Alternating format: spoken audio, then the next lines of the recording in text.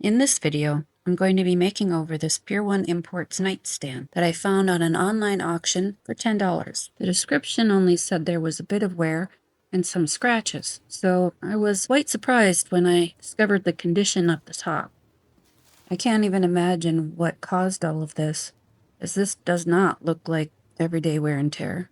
Unless, of course, the everyday involved a lot of cats or a lot of squirrels. I thought this piece would be an easy project to start. After the heat went out in my shop, I had to move into the basement where all the boxes and box elder bugs of the world reside. I live in Minnesota, and the temperature hasn't been above zero in a couple of weeks. I'm nowhere near organized in this new space, and I'm having trouble finding the right tools to work on my projects. Fortunately, this one seems like it'll be pretty straightforward. The nightstand appears to be made of solid wood and wood veneers, but I'm not sure of this species. It's extremely lightweight. It certainly isn't hardwood.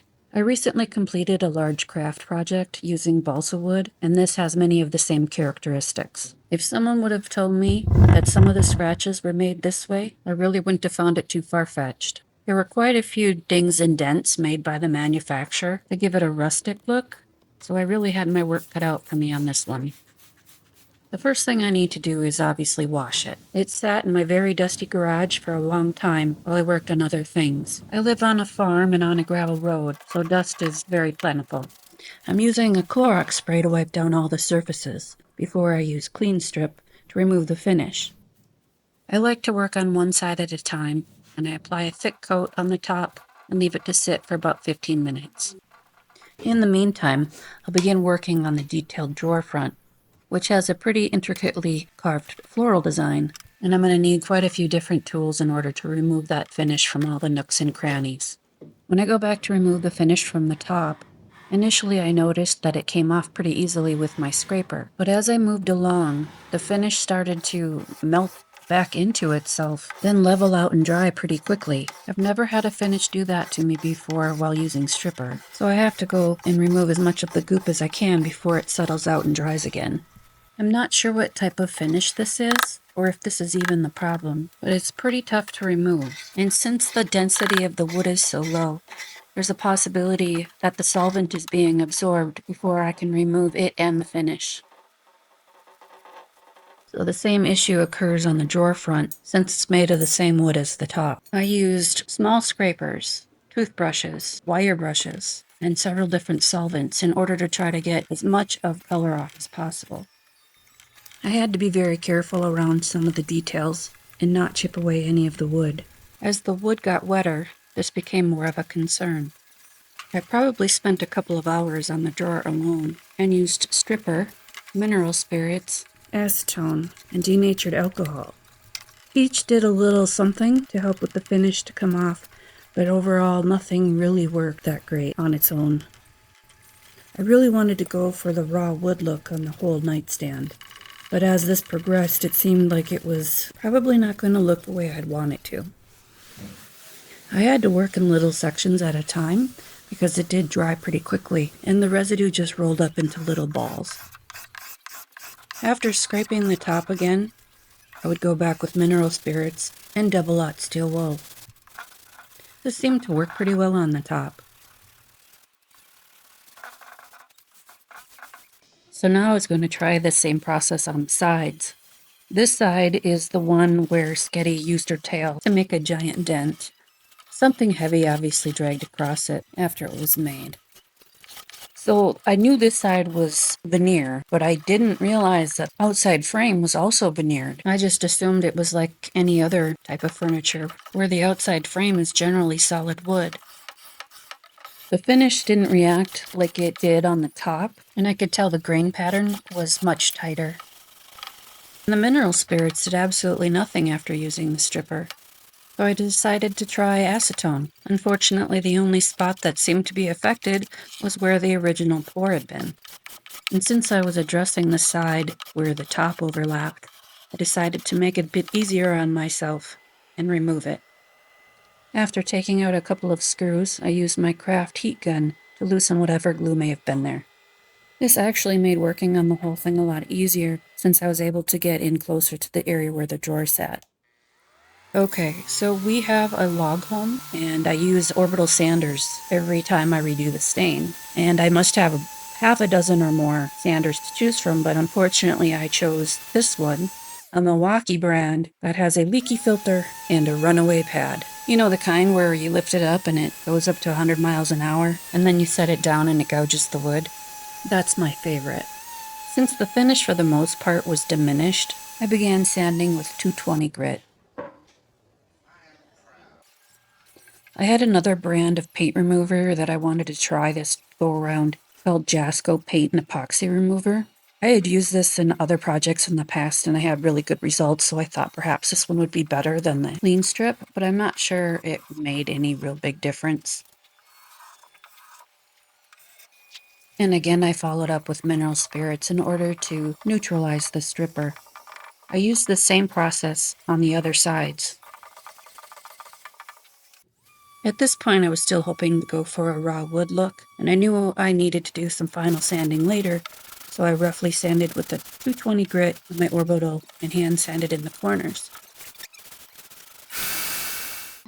After determining that I needed a different plan of attack or finish removal on the inside, I found this old can of Bic stripper that contained the dreaded methylene chloride. I'm not sure that it even had any potency left, because it had been sitting in my basement for God knows how long. It literally did nothing. So I went back to clean strip and gave that another try. This area was going to be a lot more difficult to sand, so I needed to rely on some effective stripper to get much of the color out if I wanted to stay with the same design plan. I think I have undiagnosed ADHD. If I'm having some difficulties in one area or part of a project, I'll stop what I'm doing and go somewhere else, just so I don't lose motivation for the project as a whole. This isn't a very successful tactic. I have a lot of unfinished projects, but the fact I'm recording this holds my feet to the fire. I'm using my square half-pad orbital sander to get into the corners better. It's not a surf prep. That takes a little bit of saving up for, but this one will work for now. As you can tell, the stripper did absolutely nothing on the inside, so now I want to go back in and put some scratches in the surface of the finish so that acetone can dissolve it better. I'm actually astonished here. I'm using 120 grit, and it's not even markedly sanding the finish away. But right now I'm hoping that I'm just weakening it. Because acetone evaporates pretty quickly, I have to work quickly as well. I do it in small patches, scraping, wiping, reapplying, scraping, wiping. And it seems to help a little bit, but I'm feeling more and more defeated as time goes on.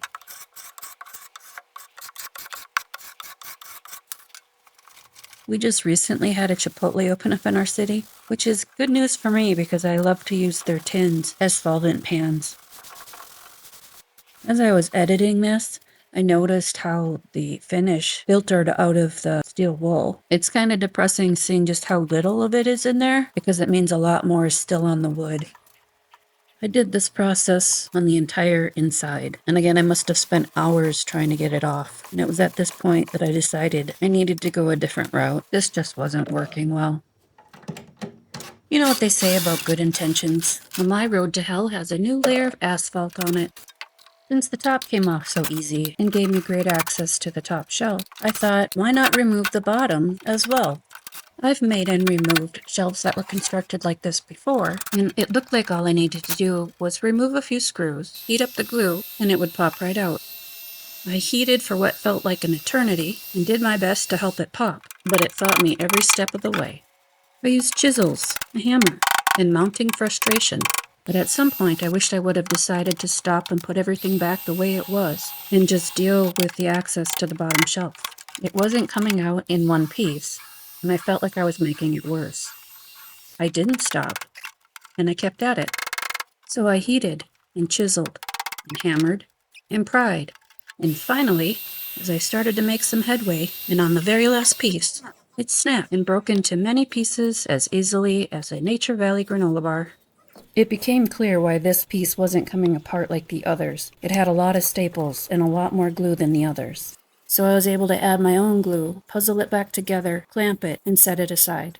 This basically was the deciding factor. I knew now I had to paint it. After decompressing a little, I now had to concentrate on repairing the little dents and dings over the whole thing.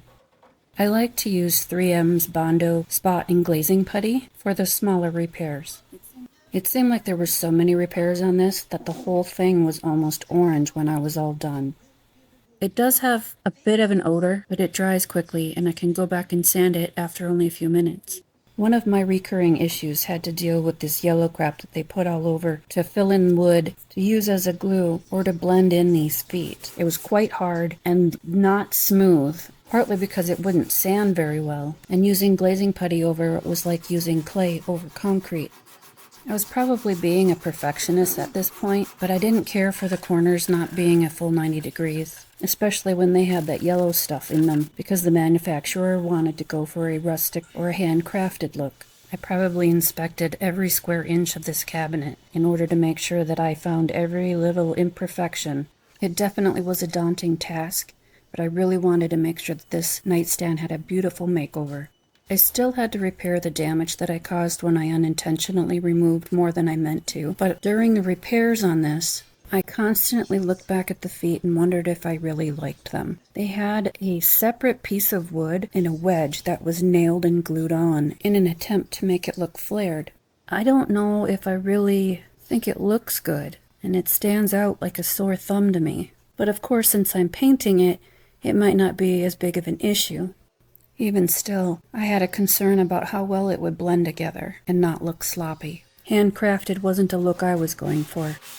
Even though I examined this piece very closely, in different lights I could catch more imperfections, so I decided to sand it down the best I could in preparation for a first rough coat of primer. I've been able to find more imperfection against the flat white. This was intended only to be a sacrificial layer, and it's definitely not as though this couldn't use an extra level of protection. After vacuuming it out, I wiped it down with a slightly damp rag. I wanted to use something heavier duty in the corners of the bottom shelf, so I used a spray can of Kills primer. For the rest of it, I wanted to use a Zinsser Bullseye 123 Plus primer. This must have been an old can that I had out in the garage, and it must have frozen at some point because it had a consistency similar to that of malto meal. So I trashed this can and went and got a new one. I applied a light coat and let it dry.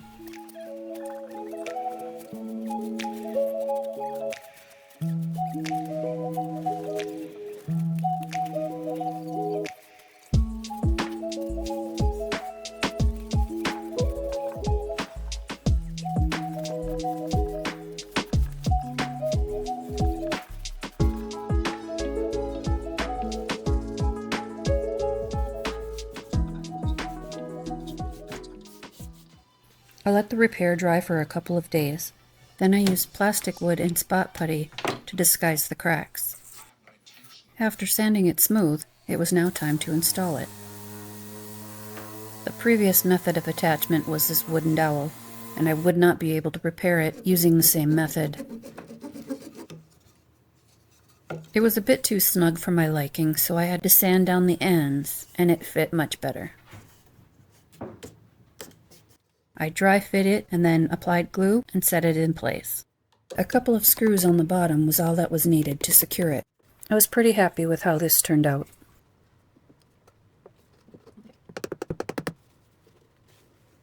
That one coat of primer did more than actually reveal areas that needed to be touched up. It also highlighted just how harsh the grain was. And since I was going for a much softer look, I decided to apply a thin coat of sheetrock mud to the entire cabinet. This will fill in the small pores and tiny imperfections, and it sands away pretty easily but will leave that fill in the grain. My go-to sandpaper for this is automotive grade 400 grit. It leaves a remarkably smooth surface. Since the dings on the outside frame were a little more significant, I did use wood filler. It was about this time that I realized that I hadn't replaced the bottom shelf yet, and all this work I had been doing could be ruined pretty easily. But since having the bottom shelf off did give me pretty good access to the underneath and the inside, I decided to keep going and just be careful around those vulnerable areas when replacing the shelf. I also wanted to get another coat of primer on the entire thing, especially on the areas where I had applied drywall mud and had a pretty perfect surface.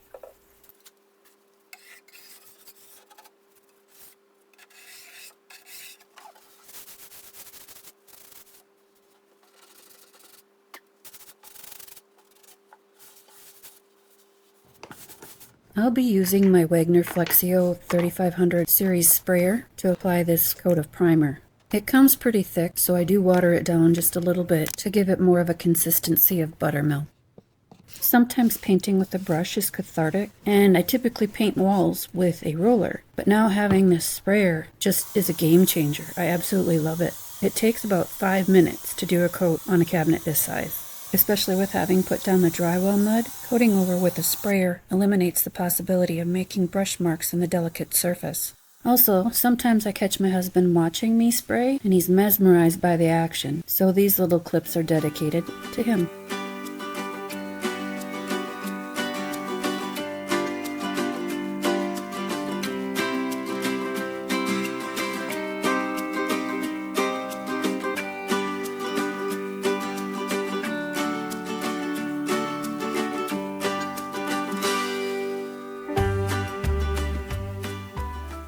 While that's drying, I can now focus my attention on the solid wood of the drawer and the top. I'm planning on doing a paint wash in these areas, so I need to get the surface as scratch-free as possible. I start with a 120 and quickly move to a 220. I have to be very careful about going across the grain to get to the corners or the edges, even with a light touch, because this wood is so easily gouged. I'm using sandpaper wrapped around an old gift card to get into these areas a little easier. I'm making note of the dovetails on this drawer where the hard yellow wood filler was used. These areas are going to be difficult to cover, and I'd like to remove as much of it as possible without causing any further damage. It took a substantial amount of work to get the drawer front to look this good, but I still had to use many tools to go back in and refine some of the edges of the carvings. Several were light before I even started sanding. Hindsight is 20/20, and I wish I would have sampled the paint wash on the top first, because it would have been a lot easier to sand if I didn't like it. With all that time and hard work, it makes this next part difficult to watch. I'm using a 3-part water to 1-part paint mix of Fusion mineral paint in the color Algonquin.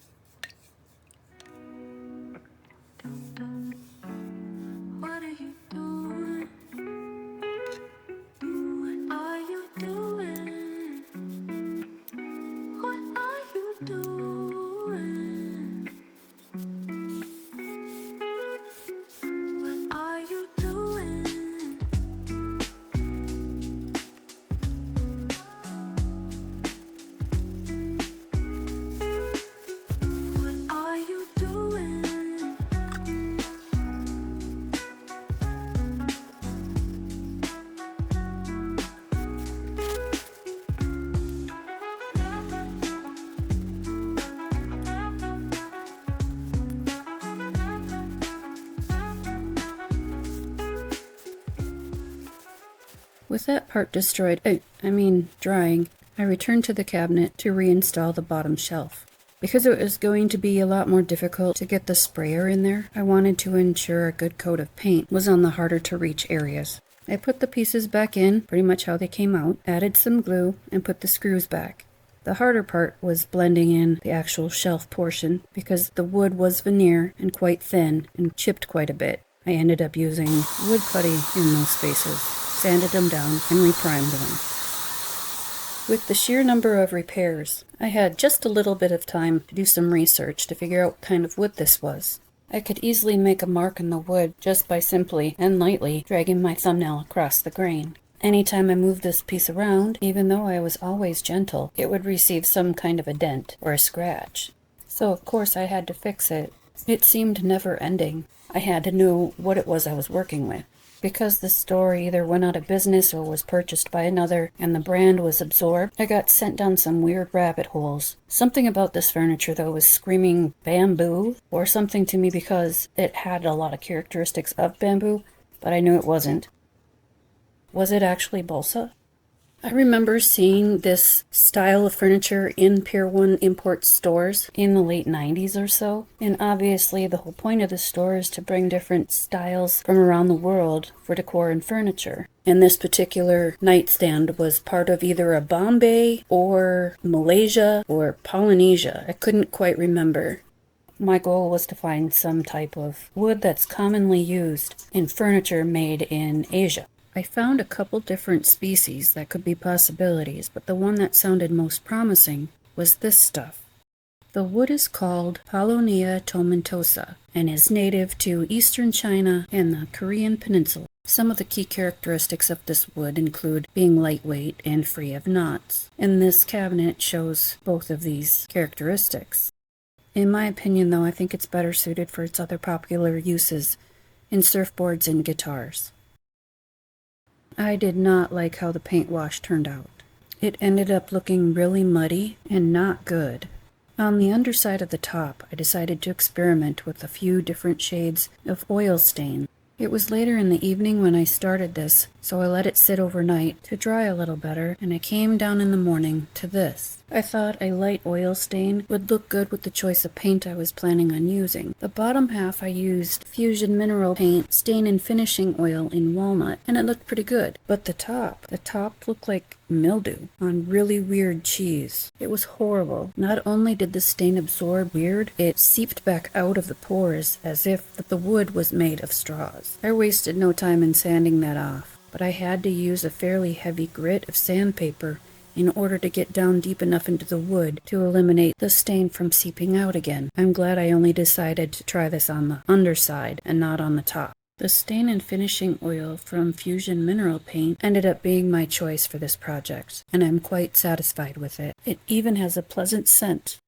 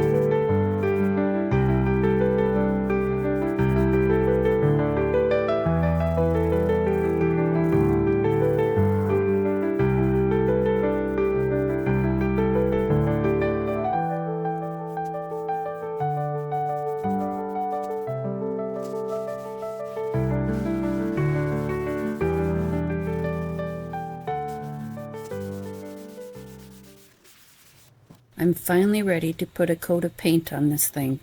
I really wasn't sure if I'd ever get here. I found this 2-pack of 32-ounce plastic containers from Menards that run about $3. The lids are a perfect match for the paint container on the sprayer. I like to use the lids on the paint cup in order to shake the contents thoroughly. Plus they come in handy to store paint in the cup in between coats. I'm using Behr Premium Satin Urethane Alkyd Enamel in the color Polar Bear, which is a beautiful soft white. Being this is a single nightstand, I imagine it going in a girl's room or even a guest room with a twin or full-size bed. A soft white and a natural-looking wood are very trendy right now, so I think this would be a perfect fit in most homes. I did add a little water to the paint in order to thin it out a little bit and fine-tune the spray on a piece of cardboard. And then it's time for paint.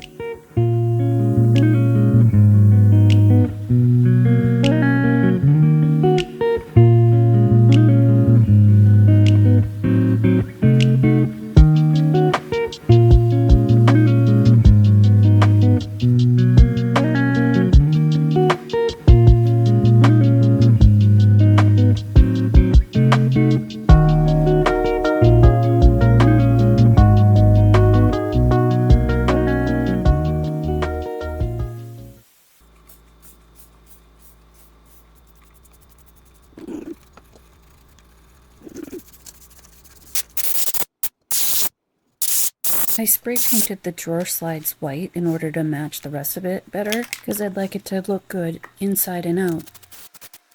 But I'm not sure if anyone else would really even notice.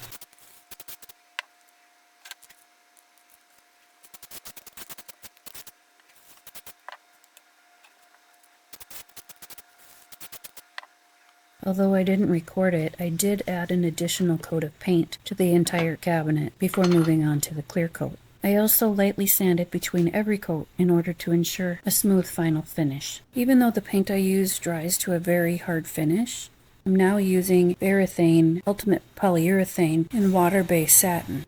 When spraying over a light or a white coat, it's best to use water-based so it doesn't amber over time like an oil-based would. I applied 4 coats of polyurethane over the whole thing in order to help give it a fighting chance and prevent it from ending up looking like it did before. I just hope it does the trick.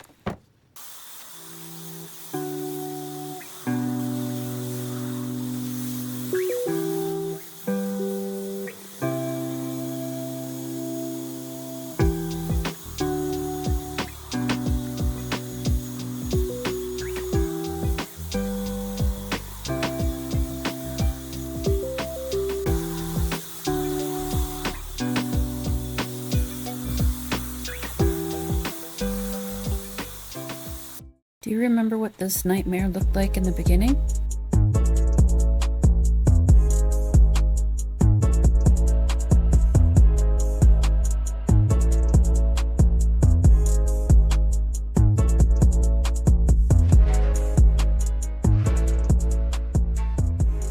And here it is now. What do you think? Let me know in the comments.